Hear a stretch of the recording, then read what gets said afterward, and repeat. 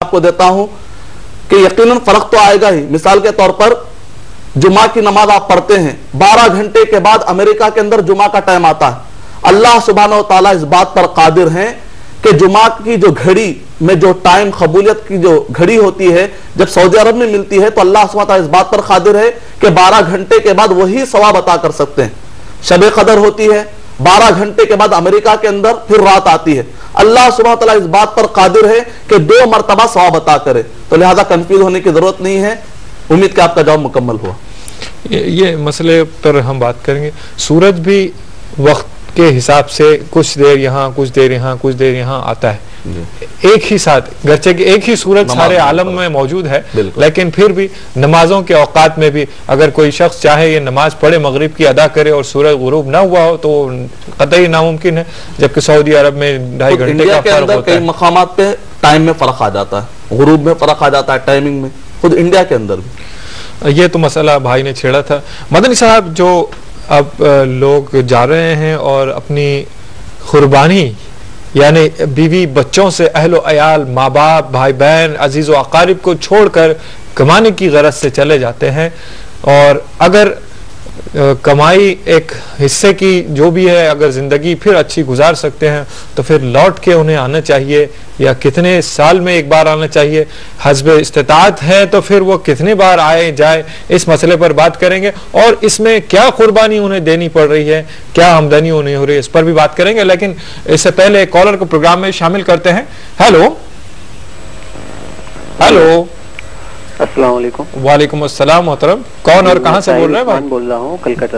جی hello. جی جی, میں طاہر عثمان بول رہا ہوں کلکتہ سے. جی عثمان صاحب بتائیے کیا سوال ہے آپ کا؟ ہمارا سوال یہ ہے جی کہ جو نماز نہیں پڑھتے اور وہ قربانی کرتے ہیں تو ان کے لیے قربانی جائز ہے؟ اچھا جی, کون سی نماز سے متعلق آپ کر رہے ہیں؟ 5 وقتہ نماز؟ جی فرض نماز سے متعلق. جی جی عثمان بھائی کلکتہ سے آپ نے ہمیں کال کیا, جزاک اللہ خیر. مدنی صاحب بھائی کے سوال کا جواب عطا فرمائیں. وعلیکم السلام ورحمۃ اللہ وبرکاتہ. نماز ایک الگ بات ہے, قربانی ایک الگ بات ہے. اور ایک آدمی اگر کلمہ پڑھنے کے بعد اس نے کبھی نماز نہیں پڑھی تو ایسے وقت پر حدیث شریف میں ہے کہ من ترک الصلاۃ متعمدا فقد کفر. ایک آدمی جان بوجھ کر معلومات ہونے کے باوجود بھی صرف کلمہ پڑھ لیا, اس کے بعد کبھی اس نے نماز نہیں پڑھی تو حدیث شریف کے اندر ہے کفر, کہ وہ آدمی کا کافر ہونا برابر ہے. اور ایک آدمی ہے جو کبھی پڑھتا ہے اور کبھی نہیں پڑھتا ہے, جمعہ کی پڑھ لیتا ہے کبھی نہیں پڑھتا ہے, تو کہیں گے کہ یہ آدمی ہے تو مسلم لیکن کمزور ایمان والا ہے, اور اسی طریقے سے بے عمل مسلمان ہے. اس کو کافر کہنا صحیح فتوے کے مطابق, آتھینٹک دلائل کے مطابق اس کو کافر کہنا صحیح نہیں, کیونکہ بعض فتوے ایسے بھی پائے جاتے ہیں ایک مرتبہ نماز چھوڑ دے تو وہ کافر ہو جاتا ہے, اسلام سے خارج, اس کو پھر کلمہ پڑھایا جائے گا. بہرحال یہ ایک سختی ہے جس کی قرآن و حدیث میں اتنی آتھینٹک دلیلیں نہیں ہیں. بہرحال کم سے کم یہ ہے کہ میں مطمئن نہیں ہوں ان دلائل پر. اور رہا ہے کہ ایک آدمی نماز کبھی پڑھتا ہے کبھی نہیں پڑھتا, بہرحال وہ قربانی دیتا ہے تو قربانی ایک الگ بات ہے, قبول ہو جائے گی, لیکن برابر سوال قیامت میں ہوگا کہ اس نے نمازوں میں کمزوری کیوں کی. یہ الگ ٹاپک ہے. امید کہ آپ کا جواب مکمل ہوا. شکریہ مدنی صاحب. ناظرین اور ایک کالر کو شامل کرتے ہیں پروگرام میں, دیکھتے ہیں ان کا کیا سوال ہے. ہیلو السلام علیکم. جی وعلیکم السلام محترم, کون اور کہاں سے بول رہے ہیں بھائی؟ میں علی بن سالم بن حمیش کوہیر سے بول رہا ہوں. علی بن سالم کوہیر سے؟ ہاں کوہیر سے. جی کوہیر سے. آپ کا سوال اس سے پہلے بھی ایک بار آیا ہے پروگرام میں, آپ شامل ہوئے ہیں. اکثر آپ کا پروگرام بہت اچھا لگتا ہے, ہم انتظار میں رہتے ہیں کہ کب اتوار آتا ہے اور ہم کو معلومات زیادہ ہوتے ہیں. اس طریقے سے مولانا صاحب کو سلام کہیے. جی وعلیکم السلام. جی بھائی آپ کا سوال بتائیے. سلام کہیے. یعنی بہترین اشاعت ہے دین کی, بڑی خوشی ہوتی ہے پروگرام دیکھ کر, اور ادھر بھی کوہیر میں لوگ بڑی اس سے دیکھتے ہیں اتوار کو پروگرام. جی جی, ہوتا ہے کہ پرابلم ادھر کرنٹ چلا جاتا ہے, اس لیے ذرا پریشانی ہوتی ہے. ریپیٹڈ پروگرام شام میں 11 بجے بھی آتا ہے, آپ دیکھ سکتے ہیں ریکارڈڈ پروگرام 11 سے 12. میرا سوال یہ ہے جی کہ آج کل جو نکاح ہو جاتا ہے, نکاح ہوتے ہی لڑکا سعودی چلے جاتا ہے, ایک 8-15 دن یا 1 مہینے میں نکل کے چلے جاتا ہے, پھر 1 سال 2 سال کے بعد آتا ہے. اس بارے میں ذرا مولانا سے کہیے کہ ذرا اچھے انداز میں یعنی وہ اس کی وضاحت کریں. اور دوسرا یہ ہے کہ بچے یعنی بچوں کی پرورش صحیح نہیں کی جاتی, यानी माँ बाप बच्चे तो कर देते हैं, पैदा कर देते हैं, फिर उनकी परवरिश सही नहीं होती, फिर देखते देखते माहौल बिगड़ जाता है, बच्चे न जाने क्या क्या करते हैं, समझ में नहीं आता। इस बारे में जरा मौलाना से कहिए कि यानी जरा अच्छी नसीहत कीजिए ताकि लोगों को समझ में आ जाए कि दिन में कैसे यानी निकाह करना है, कैसे बच्चे की यानी परवरिश करना है, कैसे उन्हें तालीम देना है। जी बहुत शुक्रिया सालिम साहब, आपने हमें कॉल किया कोहिर कोहिर से आपने कॉल किया। मदनी साहब भाई के सवाल का जवाब अता फरमाएं। वालेकुम अस्सलाम व रहमतुल्लाहि व बरकातहू। अल्लाह सुब्हानहू तआला आपके जज्बे को कबूल फरमाए।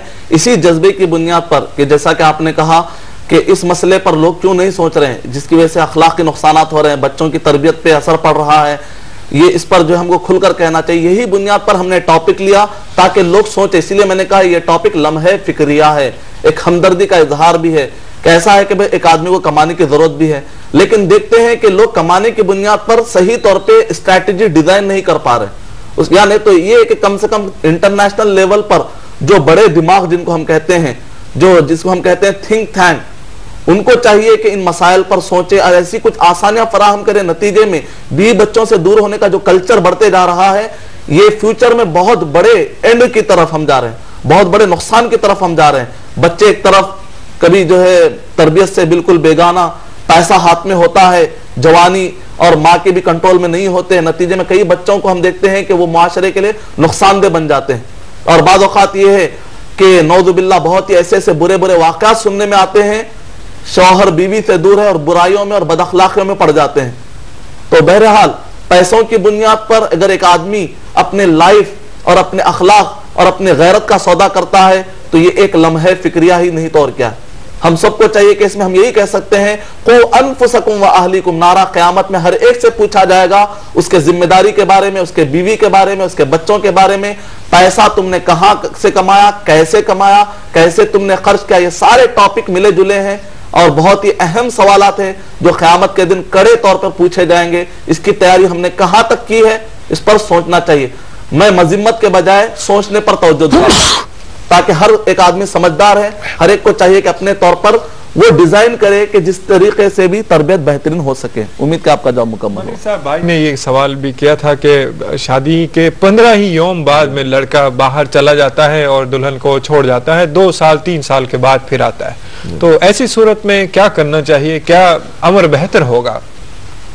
इस सूरत में लड़के को खुद सोचना चाहिए। जैसा कि मैंने कहा, स्ट्रैटेजी रीडिजाइन करने की जरूरत है हमको इन मसाइल पर। यह बहुत ही अहम मसला है। शरई एतबार से हम कोई हुक्म नहीं लगा सकते, हम खाली यही मशवरे दे सकते हैं, काउंसलिंग कर सकते हैं, लम्हे फिक्रिया दे सकते हैं।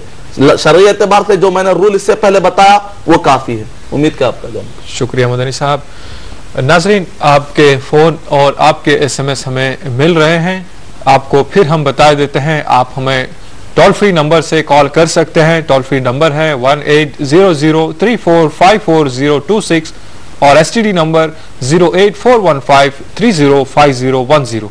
और आप हमें SMS भी रवाना कर सकते हैं। इसके लिए आप टाइप कीजिएगा AAH स्पेस अपना सवाल या अपनी नेक तमन्नाएं और इसे रवाना कीजिएगा 3690 पर या 600606 पर। और जो UAE के व्यूवर्स हैं वो हमें अपने SMS 4412 पर रवाना कर सकते हैं।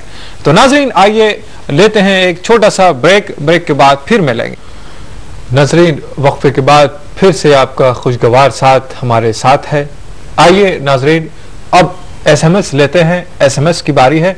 अरमान अली साहब लिखते हैं, क्या मरहूमीन के नाम से कुर्बानी दी जा सकती है? वालेकुम अस्सलाम वरहमतुल्लाहि वबरकातुहू। इससे पहले मैंने इसकी वजाहत की है कि मरहूमीन अगर कोई नबी अकरम सल्लल्लाहु अलैहि वसल्लम की तरफ से कुर्बानी देता हो तो इसकी कोई दलील नहीं है। अलबत्ता सिर्फ दलील मिलती है क्योंकि जो इबादत महदा खालिस इबादतें हैं हम अपनी तरफ से नहीं कर सकते। 4 रकात की ज़ोहर की फर्ज 4 रकात है, हम 5 नहीं कर सकते, ना 3 कर सकते। जो खालिस इबादतें हैं उसके अंदर हम अपनी तरफ से कोई भी इजाफा नहीं कर सकते वरना बिदअत हो जाएगा। तो इस लिहाज से जो दलील मिलती है हम वही काम कर सकते हैं। कुर्बानी के एतबार से माल खर्च करने की जो इबादत है, ये इबादत बेटा और बेटी दोनों के लिए इजाजत है कि वो अपने माँ बाप की तरफ से, अगर वो माँ बाप मरहूम हो चुके हो तो उनकी तरफ से कर सकते हैं। भाई भाई की तरफ से करने की दलील नहीं है। बाप